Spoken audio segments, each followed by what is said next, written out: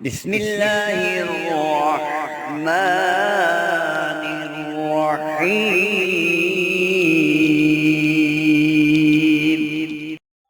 السلام علیکم میرے دوستوں، بھائیوں اور بہنوں۔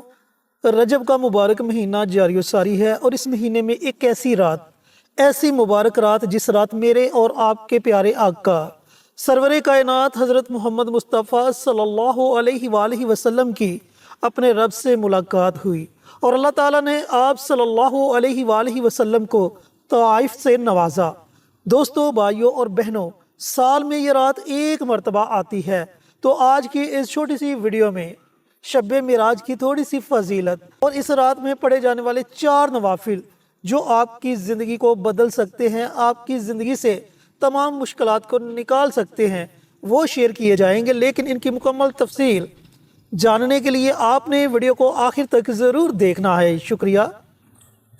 سبحان الذي اسرى بعبده ليلا من المسجد الحرام الى المسجد الاقصى الذي باركنا حوله لنريه من آياتنا انه هو السميع البصير۔ اللہ تبارک و تعالی نے اس سورہ مبارکہ کی ابتدائی آیات میں حضور نبی کریم صلی اللہ علیہ وسلم کی ذات عالی کی معراج کا واقعہ بیان فرمایا ہے، سفر معراج کا تذکرہ کیا ہے کہ معراج اس کا معنی اور مطلب کیا ہے۔ معراج عروج سے ماخوذ ہے۔ عروج کا مطلب ہوتا ہے بلندی، ایک مطلب سیڑھی، زینہ، یہ بھی لیا ہے مفسرین کرام نے، لیکن ہم یہاں پر عروج کا مطلب بلندی ہی لیتے ہیں کہ اللہ کی ذات عالی نے ہمارے آقا مولا مابا و ملجا کریم صلی اللہ علیہ وسلم کو بلندی عطا فرمائی۔ آپ بلند مقام والے تو پہلے ہی ہیں، بلند مرتبے والے تو پہلے ہی ہیں، لیکن دوسرے انبیاء کرام سے ممتاز فرمایا آپ علیہ السلام کو اس سفر معراج میں، کیونکہ دوسرے نبیوں کو بھی معراج ہوا۔ حضرت یوسف علیہ السلام کو معراج کروایا گیا کنویں میں، حضرت عیسیٰ کو معراج کروایا گیا اپنی ماں کی گود میں، حضرت موسیٰ کو معراج کروایا گیا کوہ طور پہ، اور ہمارے آقا مدنی کریم کو معراج کروایا اللہ نے عرش معلیٰ پہ بلا کے۔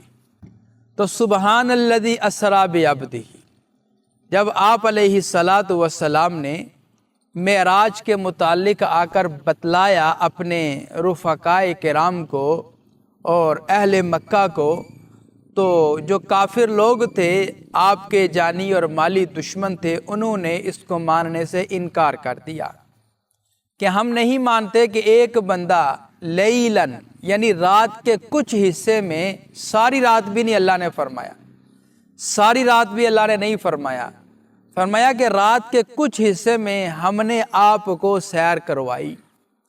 تو انہوں نے انکار کر دیا کہ ایسے کیسے ہو سکتا ہے کہ ایک بندہ سو رہا ہو، پھر وہ اٹھے، وہ جائے آسمانوں پہ سیر کر کے پھر واپس آ جائے، ایسا ماورائے عقل ہے اور یہ ناممکنات میں سے ہے۔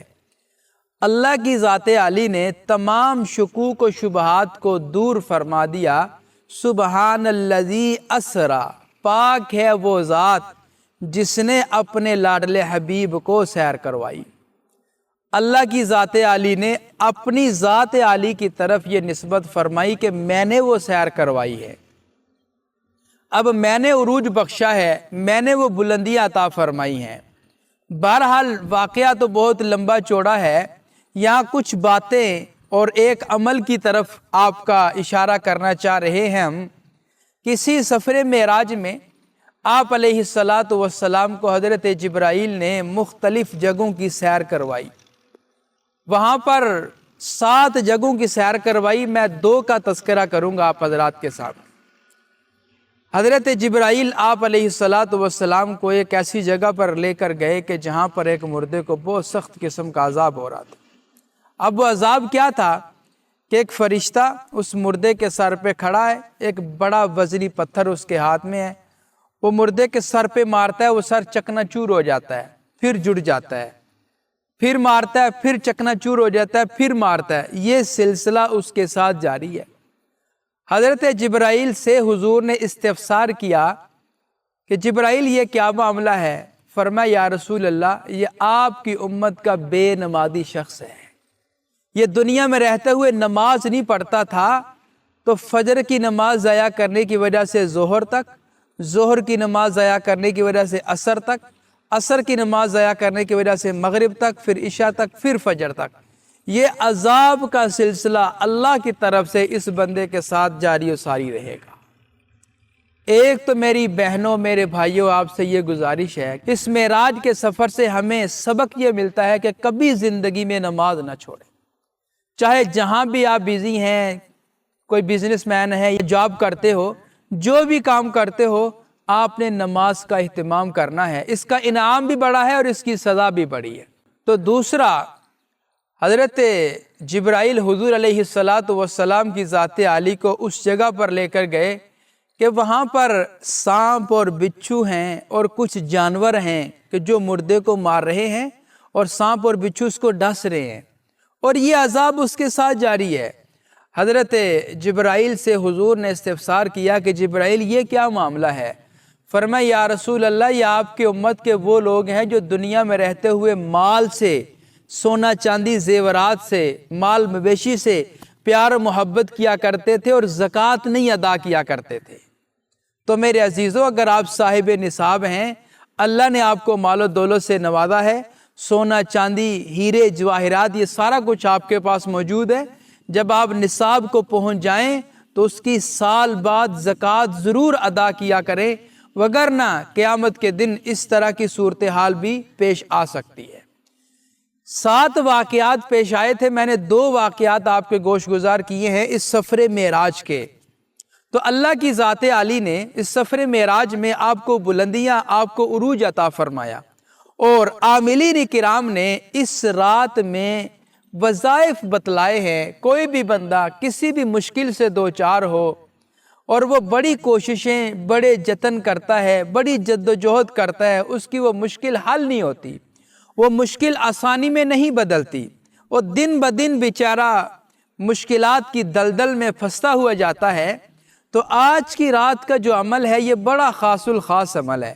الحمدللہ ہم ہر سال اعمال آپ کو بتاتے ہیں اور پھر مجرب اعمال آپ کے گوش گزار کرتے ہیں، لوگ کرتے ہیں، ان کو فائدہ ہوتا ہے، ان کا ہمیں کمنٹ باکس میں کمنٹ موصول ہوتے ہیں، ہمیں بڑی خوشی ہوتی ہے۔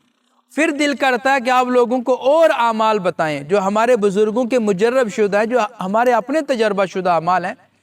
تو آج کی رات کا یہ جو عمل ہے یہ بڑا خاص الخاص عمل ہے کہ اللہ کی بارگاہ میں کھڑے ہو جانا ہے، اس کے سامنے راز و نیاز کرنے ہیں، اس کے سامنے اپنے دل کی باتیں کرنی ہے، اس کے ساتھ سرگوشی کرنی ہے اور اللہ کو اپنے دکھڑے سنانے ہیں۔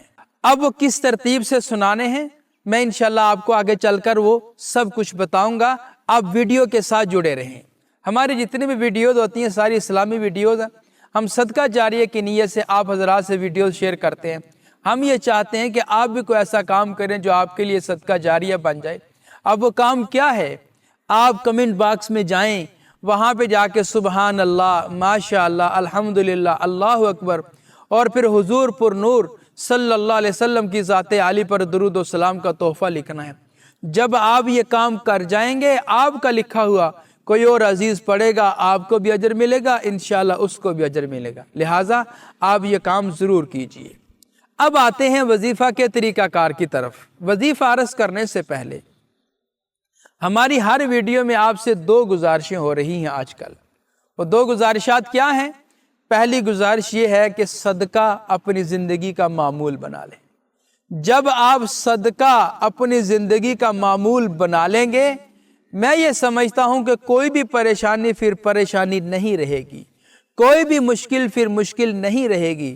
صحابہ کرام رسول اللہ کے دربار اقدس میں تشریف لاتے تھے، یا رسول اللہ بڑی مشکلات سے دوچار ہیں، بڑی گھٹن چل رہی ہے زندگی میں، مسئلے مسائل آ رہے ہیں۔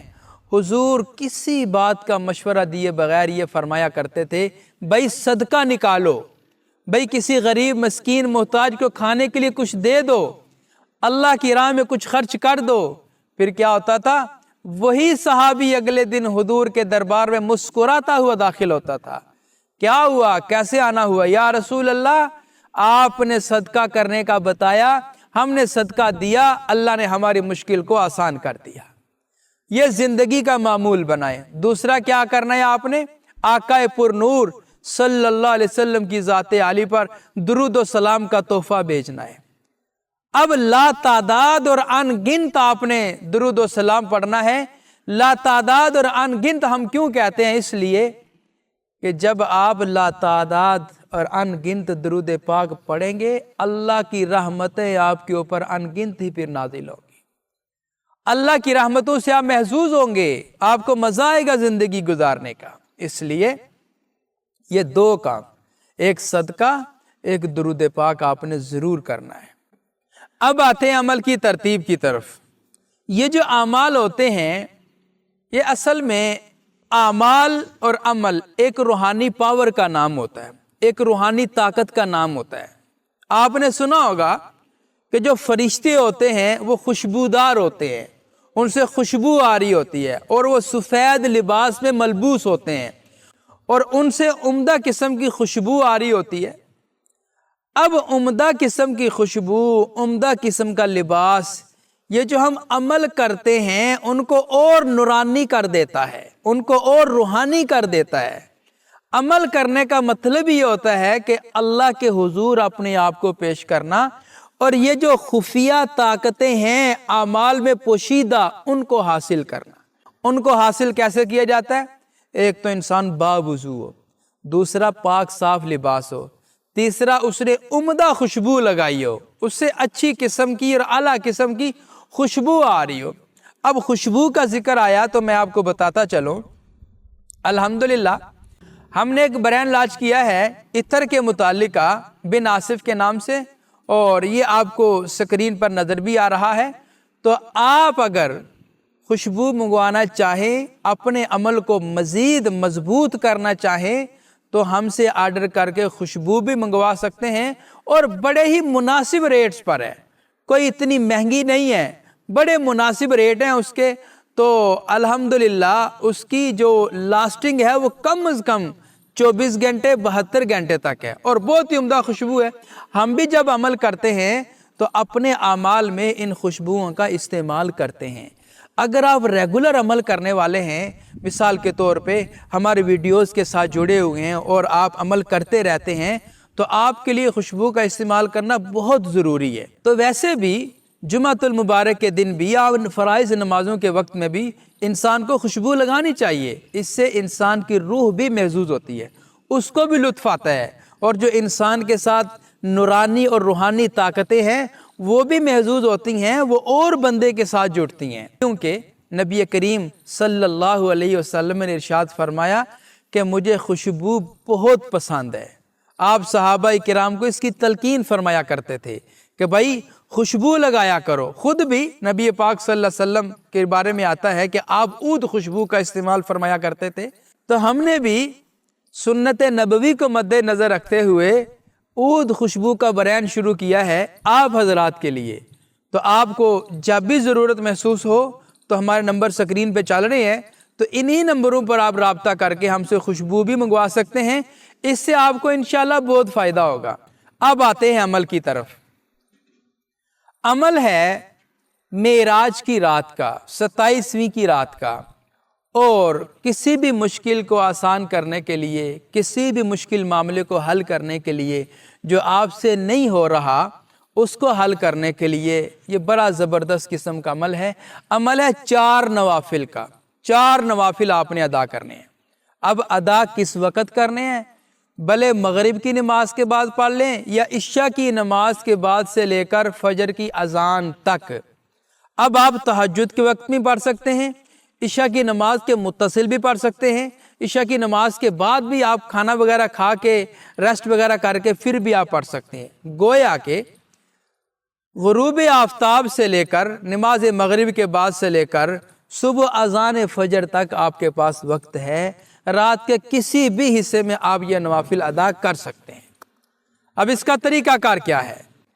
آپ نے 4 رکعت نماز نفل ادا کرنے ہیں اور 2 کر کے، یعنی کہ پہلی 2 رکعت نماز نفل ادا کی، سلام پھیر دیا، پھر دوسری 2 رکعت نماز نفل کی نیت باندھی، پھر آپ نے سلام پھیر لینا ہے۔ اب اس کی ترتیب میں آپ کو بتا دیتا ہوں۔ نیت کا میں نے آپ حضرات کے گوش گزار کر دیا ہے کہ آپ نے اپنی نیت کر لینی ہے کہ میں مشکل کے آسان کرنے کے لیے، اپنے کاموں کو حل کرنے کے لیے، اللہ کی ذات عالی سے اپنا تعلق مضبوط کرنے کے لیے یہ عمل کر رہی ہوں یا کر رہا ہوں۔ اب آپ نے ایسے کرنا ہے کہ 2 رکعت نماز نفل کی نیت باندھنی ہے۔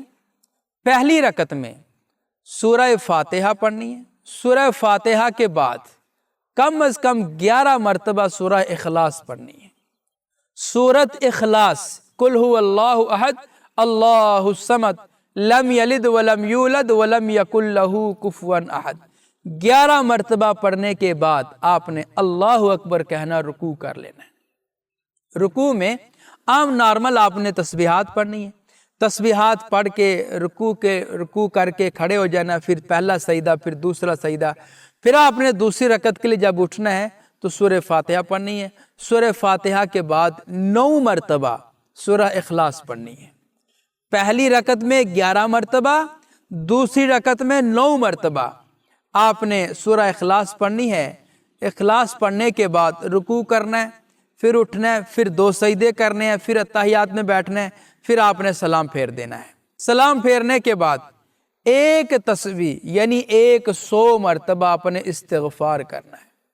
استغفار کا بہت بڑا فائدہ ہے، یہ نبیوں نے بھی کیا، اللہ نے اپنے قرآن میں بیان فرمایا۔ اللہ کے عذاب سے بچنا چاہتے ہو تو استغفار کرو، اللہ کی مغفرت اور اس کی خوشنودی حاصل کرنا چاہتے ہو تو استغفار کرو، حتیٰ کہ اگر رزق بھی چاہتے ہو تو پھر بھی استغفار کرو۔ تو آپ نے ایک تسبیح استغفار کی کرنی ہے، 100 مرتبہ استغفار کر کے آپ نے پھر کھڑے ہو جانا ہے۔ پھر آپ نے 2 رکعت نماز نفل کی نیت باندھنی ہے۔ پہلی رکعت میں سورہ فاتحہ اور اسی ترتیب کے مطابق 11 مرتبہ سورہ اخلاص پڑھنی ہے۔ پڑھنے کے بعد رکوع کرنا ہے، پھر اٹھ جانا ہے، پھر سجدے، پہلا سجدہ، دوسرا سجدہ، اس طرح آپ نے 1 رکعت مکمل کرنی ہے۔ پھر آپ نے دوسری رکعت کے لیے جب کھڑے ہونا ہے تو سورہ فاتحہ پڑھنی ہے۔ سورہ فاتحہ کے بعد 9 مرتبہ سورہ اخلاص پڑھنی ہے۔ سورہ اخلاص پڑھنے کے بعد پھر آپ نے رکوع کرنا ہے، پھر کھڑے ہو جانا ہے، پھر پہلا سجدہ، پھر دوسرا سجدہ، پھر اتحیات میں بیٹھ جانا، پھر آپ نے سلام پھیر دینا ہے۔ سلام پھیرنے کے بعد پھر آپ نے ایک تسبیح استغفار کی پھر کر لینی ہے، یعنی 100 مرتبہ استغفار۔ اب آپ سوچیں گے استغفار کیا کرنا ہے؟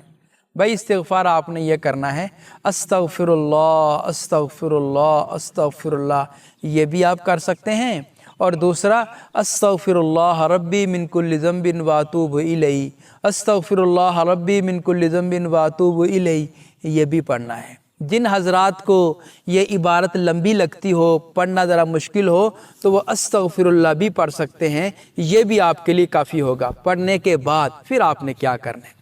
اللہ کی ذات عالی سے دعا کرنی ہے، اپنی مشکلات کو حل کرنے کے لیے، اپنے معاملات کو سدھارنے کے لیے، اپنے رب کو راضی کرنے کے لیے، اپنے سارا سال آپ نے جو سارا سال گزارا، اس میں گناہ بھی ہوئے، بھول چوک بھی ہوئی، نافرمانیاں بھی ہوئی، تو سب کے بارے میں اللہ سے معافی مانگنی ہے، اور آئندہ سال کی خوشحالی کے لیے اللہ سے دعا کرنی ہے۔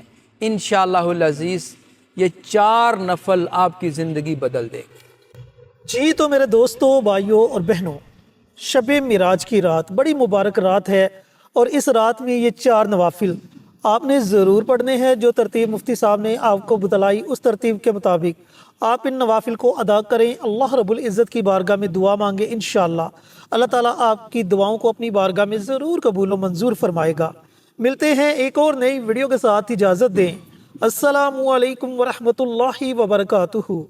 ہماری ویڈیو آپ کو پسند آئے اسے لائک کریں، شیئر کریں، ہمارے چینل کو سبسکرائب ضرور کریں، اور ساتھ والے بیل آئیکن بٹن کو دبائیں تاکہ ہماری ہر آنے والی ویڈیوز کی اپڈیٹ آپ تک آسانی سے پہنچ سکے۔